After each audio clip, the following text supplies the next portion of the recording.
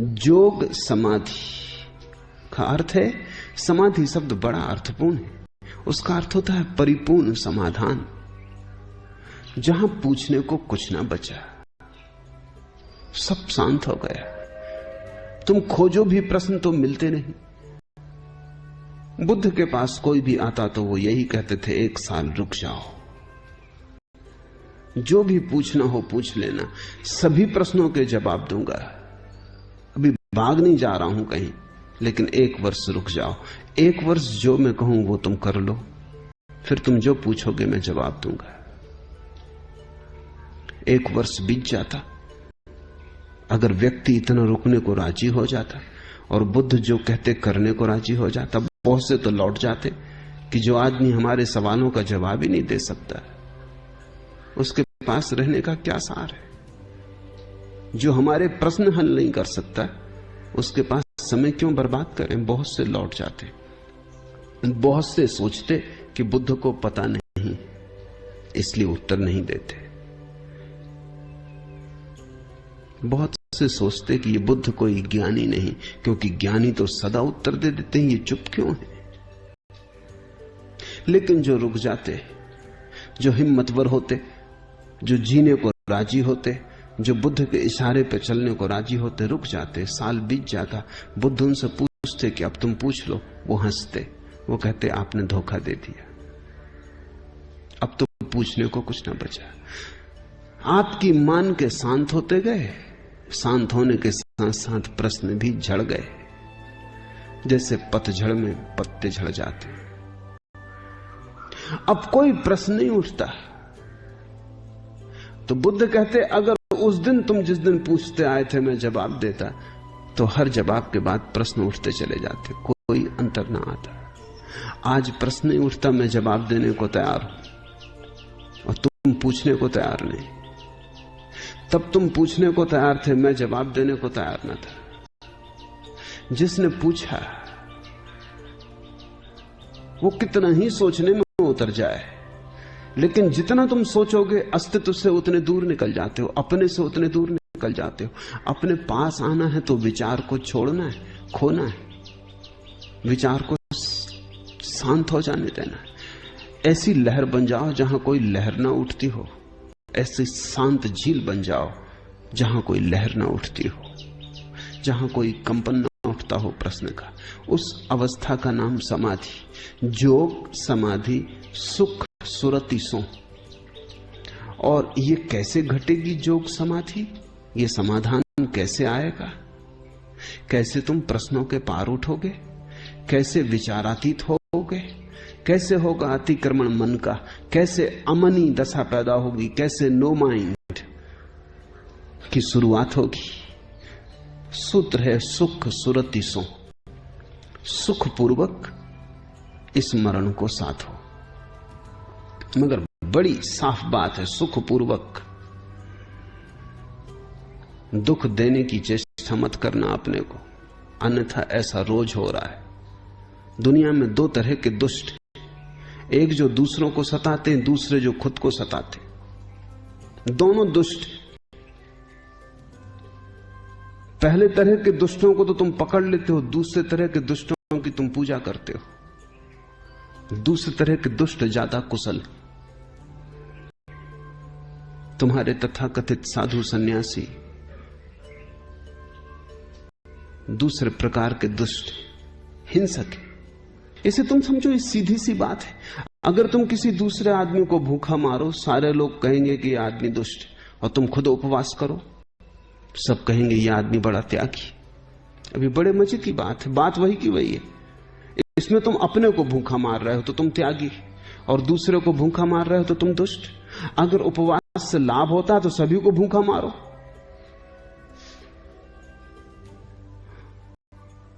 लोगों को तुम्हारी प्रशंसा करनी चाहिए कि यह आदमी अकेले उपवास नहीं कर रहा, कई को करवा रहा है।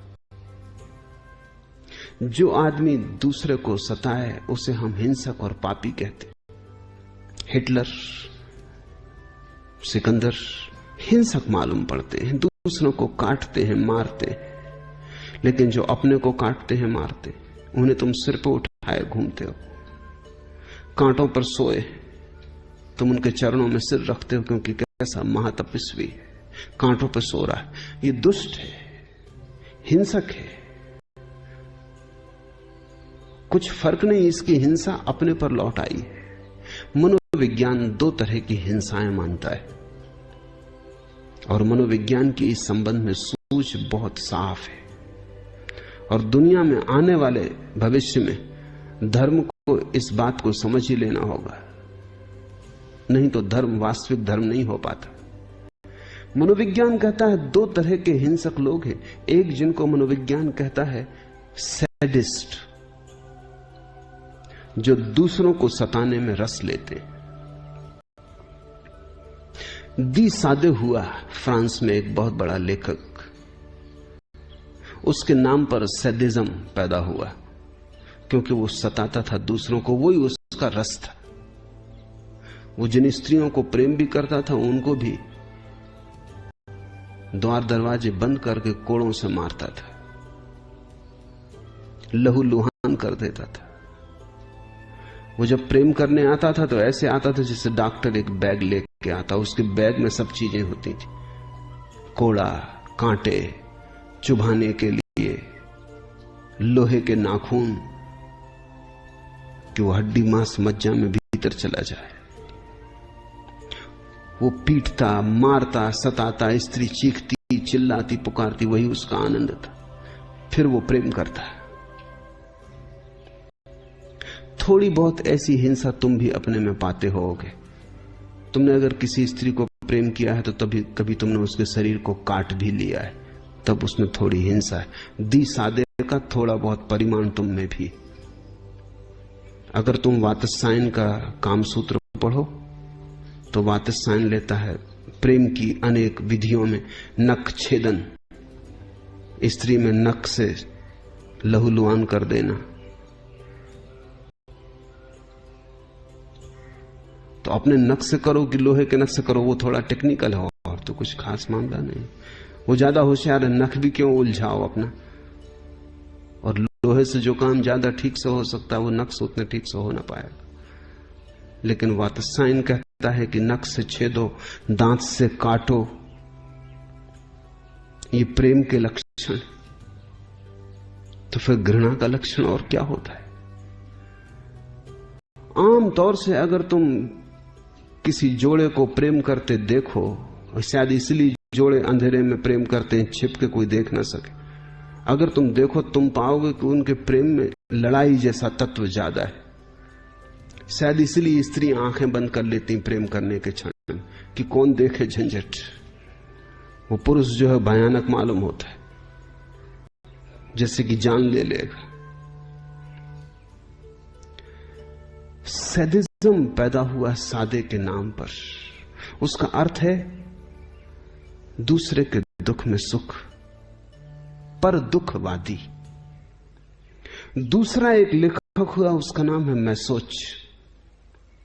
वो स्वदुखवादी था, उसके नाम पर मैसोचिस्ट शब्द बना। कुछ लोग हैं जो अपने को सताते हैं, वो अपने को ही सताता था, कोड़े खुद को ही मारता था, छाती पीटता था, लहूलुहान कर लेता था अपने को ही, और उससे कहता था बड़ा रस आता है। दुनिया में ये दो तरह के लोग हैं। और दूसरे तरह के आदमी ने, वो मैसोचिस्ट जो आदमी है, स्वयं को सताने वाला, उसने बड़ा धोखा दिया है धर्म के नाम पर। वो उपवास करता है, कांटों पे सोता है, उसने क्या क्या नहीं किया, तुम हैरान होगे। उसने आंखें फोड़ ली हैं, जनेंद्रियां काट दी हैं,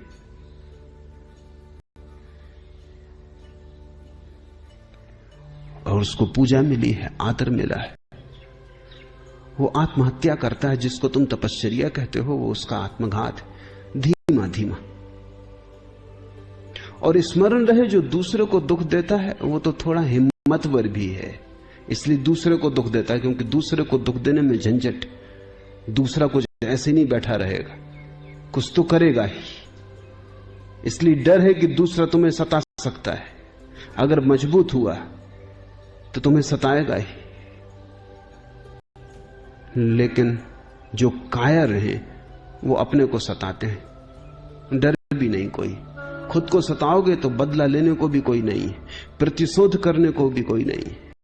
तो दुनिया में जो थोड़े हिम्मतवर हैं वो दूसरों को सताते, जो कायर हैं, कमजोर हैं, वो खुद को सताते। और ये कायर तुम्हें संत मालूम होते नहीं। दादू कहते हैं सुख सुरति सो। जानने वाले तो कहते हैं कि सुख से पाया जाता है, दुख की कोई जरूरत ही नहीं। न दूसरे को देने की जरूरत है, न खुद को देने की जरूरत है। दुख से परमात्मा का क्या लेना देना। सुख सुरति सो, वो तो सुख की ही भाव दशा से उत्पन्न होगा। और इसमें अर्थ भी मालूम पड़ता है, क्योंकि वो महासुख है। दुख देने से कैसे उपलब्ध होगा? दुख देने से तो और दुख उपलब्ध होगा। दुख का अभ्यास करोगे तो नरक जाओगे, स्वर्ग कैसे जाओगे? स्वर्ग का अगर अभ्यास करना हो, अगर जाने की तैयारी करनी हो, तो सुख में लीनता साधनी चाहिए, सुख की कुशलता साधनी चाहिए। दादू ठीक कहते, सुख सुरति सो, सुख को साधो। सुख को साधने का मतलब ये नहीं कि सुख के पीछे दौड़ो, क्योंकि जो दौड़ता है वो तो सुख को कभी पाता नहीं। सुख को अगर साधना है तो एक ही रास्ता है, सुरति सो, जागो, स्मरण पूर्वक जियो। सुरति संस्कृति के स्मृति शब्द का बिगड़ा हुआ रूप है, लेकिन बिगड़ के शब्द बड़ा मधुर हो गया है। कई बार ऐसा हो जाता है। स्मृति में तो थोड़ी सी धार है, सुरति में बड़ी गोलाई है। स्मृति शब्द तो चोट करता है, सुरति मिठास की तरह हृदय में उतर जाता। बहुत बार ऐसा होता है कि पंडितों के शब्द जब लोक भाषा में आ जाते तब बड़े प्यारे हो जाते। स्मृति पंडितों का शब्द है, सुरति गैर पढ़े लिखे लोगों का। मतलब वही है, लेकिन मतलब गहन हो गया। स्मृति से तो एक चोट लगती मालूम पड़ती, धार है, शब्द में पैनापन है। सुरति में धार नहीं, गोलाई है, माधुरी है। सुख सुरति सो, सुख पूर्वक परमात्मा का स्मरण साधो। योग समाधि उपलब्ध होगी। सुख से जीने का अर्थ है दुख को पालो पोसो मत। मैं देखता हूं मेरे पास रोज लोग आते, जब वे अपनी दुख की कथा कहते हैं तो मुझे सदा ऐसा लगता है कि उस दुख की कथा कहने में भी बड़ा रस ले रहे हैं। अगर दुख की कथा ना होती तो कहने को उनके पास कुछ भी ना होता। उनके चेहरे पे देखो तो एक रौनक आ जाती जब वो दुख की कथा कहते, और दुख की कथा वो बढ़ा बढ़ा के कहते। जितना दुख उनने पाया नहीं उतना बना के बताते। खुद भी भरोसा करते होंगे कि इतना ही पाया। अगर तुम ऐसे आदमियों के दुख पे भरोसा ना करो या टालने की कोशिश करो तो वो और भी दुखी हो जाते। अगर उनको कहोगे ये सब तुम्हारे मानसिक ख्याल हैं तो उनको बड़ी चोट पहुंचती है। दुख में उन्हें बड़ा रस है। वो दुख कह के तुमसे सहानुभूति मांग रहे हैं। वो कहते हैं कि थपथपाओ हमारे सिर को जरा, आशीर्वाद दो, हम बड़े दुखी हैं। जैसे दुखी होना बड़ी गुणवत्ता है, जैसे दुखी होना बड़ी पात्रता है कि आप बड़ी योग्यता लेके आए। दुखी होना कोई योग्यता तो नहीं, दुखी होना तो सिर्फ मूढ़ता है। और इसको नियम मान लो कि अगर तुम दुखी हो तो तुम्हारी भूल होगी, तुम संसार को ठहराते हो कि संसार दुखी कर रहा है। कोई किसी को दुखी कर नहीं सकता। तुम्हें संसार दुखी करता मालूम पड़ता है क्योंकि तुम दुखी होना चाहते हो, तुम बहाने खोज लेते हो और उन बहानों को तुम इकट्ठा करते रहते हो, फिर तुम दुखी हो जाते हो। फिर दुख को तुम छोड़ने को भी राजी नहीं, फिर दुख से तुम चिपटते हो जैसे वो संपदा है। दुख को बहुत लोगों ने संपदा बना लिया है, उसके ही सहारे जीते, नहीं तो जिएंगे कैसे। अगर दुख ना होगा तो उनके जीवन की कथा ही बंद हो जाएगी, उनकी आत्मकथा ही खो जाएगी। दुख से ही अपना ताना बाना बुनते और दुख में एक तरह का रस लेते। वो रस वैसा ही जैसे कोई खाज को खुजलाता है। खाज हो जाए तो तुम जानते हो कि खुजलाने से और पीड़ा होगी, लहूलुहान हो जाएगा शरीर, चमड़ी उखड़ जाएगी, मगर फिर भी एक मीठा सुख मिलता है, तुम खुजलाए चले जाते। जानते हो कि भूल हो रही, फिर भी रोक नहीं पाते। दुख को तुमने खाज बना लिया है, और जितना तुम खुजलाओगे दुख को, जितनी उसकी चर्चा करोगे, जितना उस पर ध्यान दोगे, उतने ही दुख को भोजन दे रहे हो। ध्यान भोजन है। अगर तुमने दुख को दिया, दुख पनपेगा, बढ़ेगा। अगर तुमने सुख को दिया, सुख पनपेगा, बढ़ेगा। ध्यान तो वर्षा है जल की, जिस पौधे पे पड़ेगा वही बढ़ने लगेगा। और तुम दुख ही दुख की चर्चा कर रहे हो। सुबह से उठते से बस तुम दुख खोजना शुरू करते हो, हर चीज में दुख पाते हो, हर चीज का दुख इकट्ठा करते हो। धीरे धीरे तुम दुख का एक अंबार हो गए, एक संग्रह हो गए हो। अब तुम्हारा सिर्फ एक ही सुख है कि कोई तुम्हारा दुख सुन ले। पश्चिम में पूरा धंधा पैदा हो गया मनोविश्लेषण का। कुछ नहीं करता मनोविश्लेषक,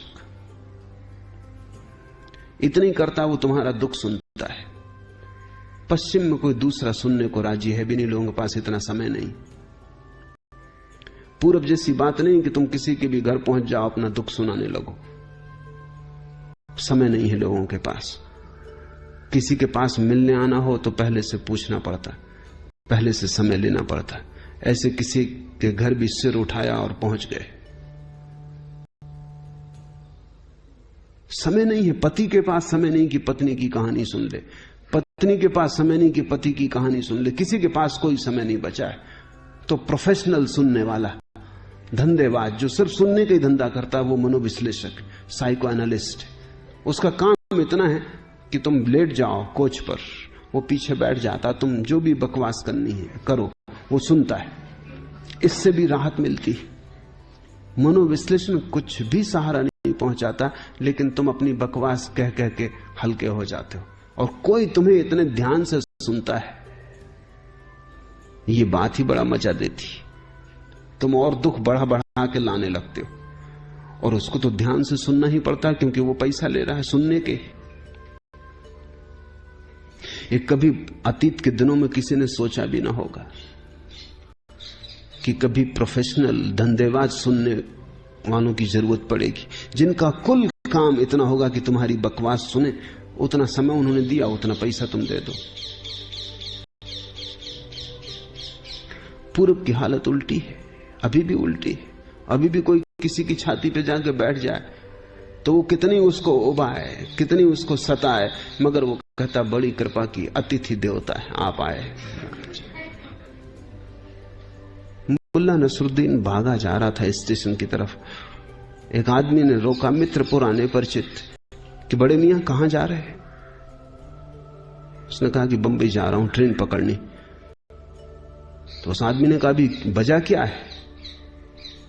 ट्रेन तो 5 बजे जाती बंबई की, और तुम अभी भागे जा रहे, बजा क्या है? मुल्ला ने कहा बजा 3। तो उसने कहा हद हो गई, 3 बजे से भागे जा रहे हो 5 बजे की ट्रेन पकड़ने के लिए। मुल्ला ने कहा भाई साहब, अभी तुम जैसे कई बेवकूफ रास्ते में मिलेंगे। 5 बजे तक भी पहुंच जाऊं तो बहुत है। अभी पूरब में यही चल रहा है, लेकिन पश्चिम हालात बदल गए। किसी के पास कोई समय नहीं है, तो धंधेबाज सुनने वाला चाहिए। बर्टन रसल ने लिखा है कि आने वाली सदी में मनोविश्लेषण सबसे बड़ा व्यवसाय होगा। 21वीं सदी में हर मोहल्ले में 2-4 मनोवैज्ञानिकों की जरूरत पड़ेगी, क्योंकि कोई किसी को सुनने को राजी नहीं होगा। क्यों कोई किसी की सुने? और मनोवैज्ञानिक सुनता है, पता है मनोवैज्ञानिक काफी महंगा फीस लेता है।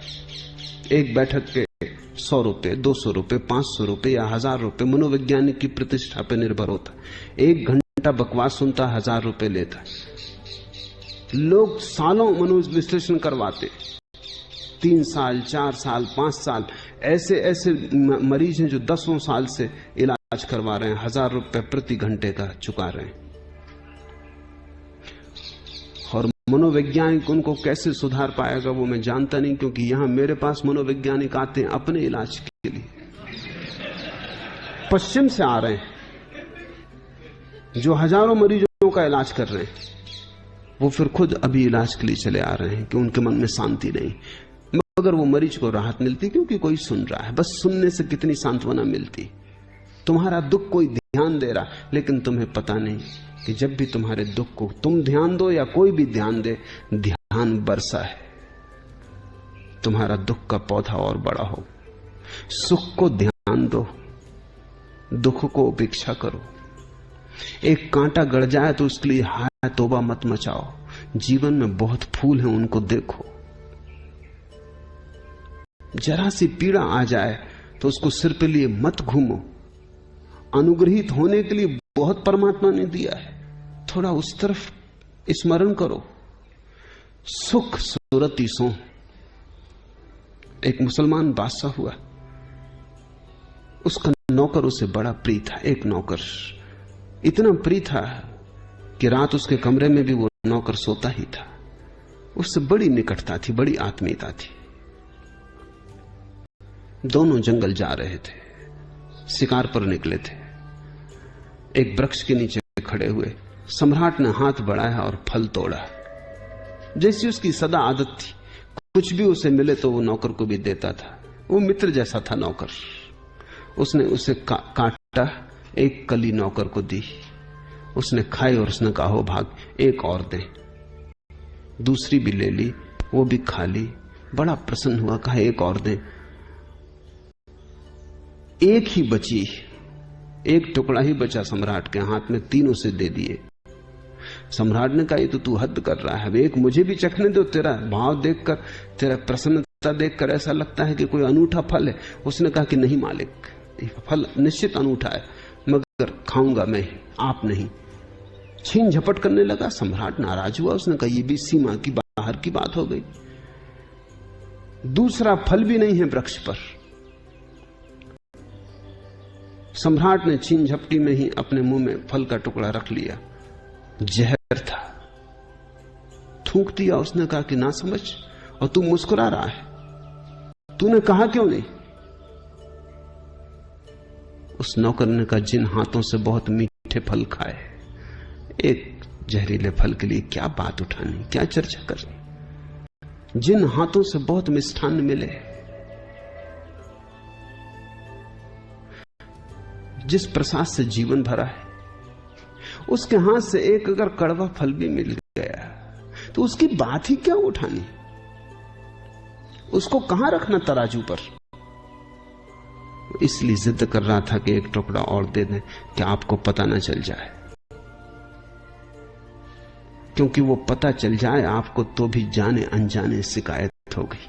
अगर आपके हाथ में एक टुकड़ा छोड़ दिया, मैंने कुछ ना कहा कि कड़वा है, सिर्फ छोड़ दिया और आप जान गए कि कड़वा है, तो मैंने कह ही दिया, बिना कहे कह दिया। इसलिए छीन झपट कर रहा था, मालिक माफ कर दे। चाहता था ये पता ना चले, अनुग्रह अखंड रहे, शिकायत की बात ना उठे, इसलिए छुड़ाने की कोशिश कर रहा था। आप माफ कर दे। भक्त का यही भाव है परमात्मा के प्रति।